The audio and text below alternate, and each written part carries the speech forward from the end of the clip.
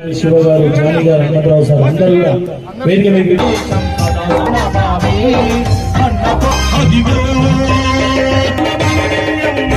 నిజాయితీ నిక్కచ్చితనం ఉండేటటువంటి వ్యక్తులు. ఆయన బాటలోనే ఏ పార్టీలో ఉన్నా ఏ పదవిలో ఉన్నా రాజకీయాలు ఉంటాయి తప్ప చీచి అనిపించుకోరు.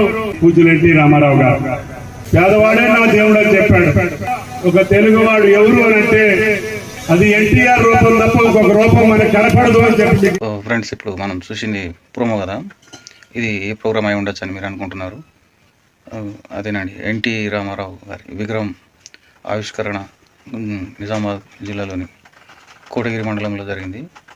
దీనికి మాడ వెంకటేశ్వరరావు, జూపల్లి కృష్ణారావు వారి చేతుల మీదుగా ఆవిష్కరించారు.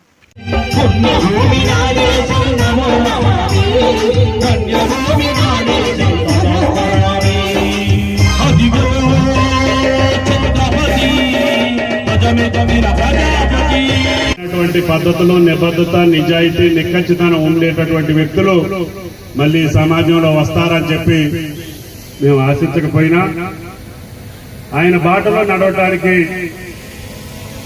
కొంతమంది ప్రయత్నం చేస్తే ఈ సమాజంలో ఉన్నటువంటి ఈనాటి రుగ్మతలకు కొంతైనా సరే మనం సరిదిద్దుకునే అవకాశం వస్తుందేమోనన్న ఆశతోటి ఆయన బాటలోనే ఏ పార్టీలో ఉన్నా ఏ పదవిలో ఉన్నా నిజాయితీగా, నిబద్ధతతో, నిక్కచ్చిగా ఆయనకు ఉన్నటువంటి ఆలోచనల ప్రకారమే రాజకీయాలు ఉంటాయి తప్ప ఎక్కడా కూడా ఎన్టీఆర్ మనుషులు, ఎన్టీఆర్ ద్వారా వచ్చినటువంటి మనుషులు చీచి అనిపించుకోరు, శభాష్ అనిపించుకుంటారని చెప్పి మీకు ఈ సందర్భంగా మనం చేస్తున్నాం.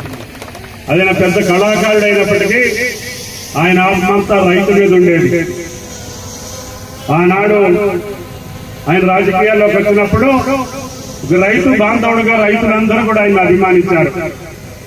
ఆయనకి తలగొడ్డ పంచగట్టుకున్నటువంటి వ్యక్తి కనపడితే ఆగి భుజమై చేసి నాన్న నీకేం కావాలని చెప్పేటటువంటి ఒక ఆత్మీయ రాజకీయ నాయకుడు ఎన్టీ రామారావు గారు.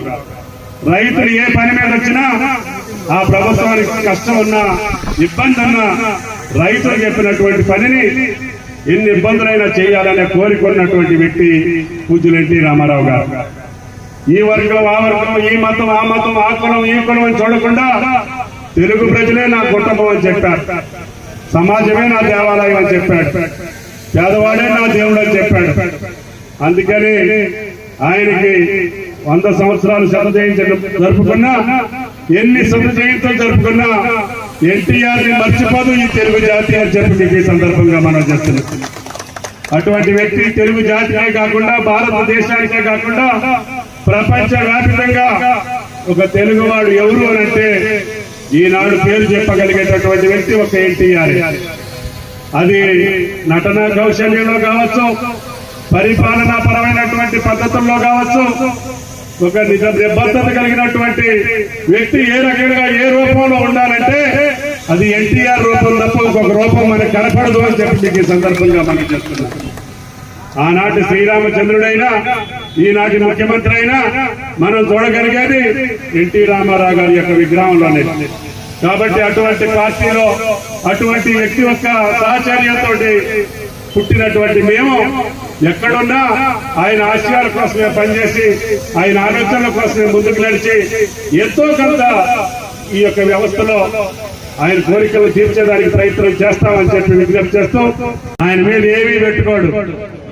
ఏదైనా కూడా సుదర్శన్ రెడ్డి గారి మీదో, ఎల్లయ్య మీదో, పొల్లయ్య మీదో తోసేసి పక్కన పెద్ద మనిషిలాగా ఉంటాడు. అసలు ఆయన చెప్తే రేవంత్ రెడ్డి గారు కాదంటాడండి. ఇప్పుడు రమ్మనండి, మేమిద్దరం తీసుకెళ్లి అడిగిస్తాం.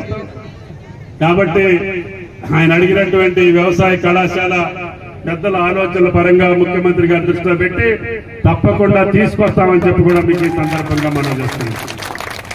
కాబట్టి ఈ ప్రభుత్వం ఎన్టీఆర్ గారి యొక్క సంక్షేమ రాజ్యాన్ని ఒక పక్క, అభివృద్ధి రాజ్యాన్ని ఒక పక్క నడుపుకుంటూనే ఒక నీతివంతమైనటువంటి నిబద్ధత కలిగినటువంటి రాజకీయాలు, కొన్ని కష్టాలున్నా ఇబ్బందులున్నా నెరవేర్చేదానికి మా ప్రయత్నం ఉంటుంది.